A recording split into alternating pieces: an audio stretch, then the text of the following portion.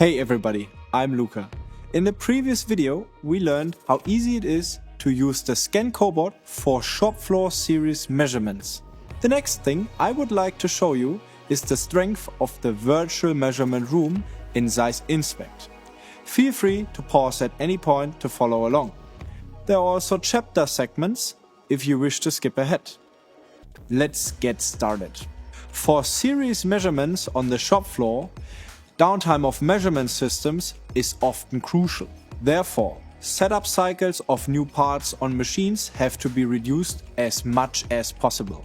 The big advantage of ScanCobot with its virtual measurement room is that we don't have to be at the system to set up a new project for a new part.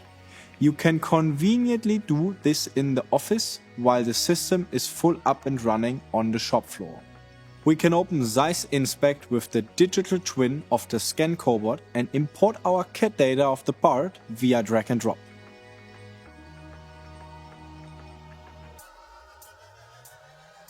Next, we create a new measurement setup and position the part on the rotation table as we intend to measure it on the shop floor.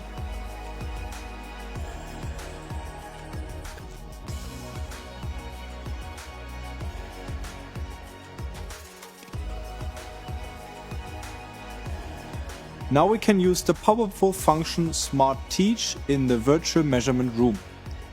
Here we can calculate measurement positions based on our features and the CAD model. As you can see, we already have a full measurement program.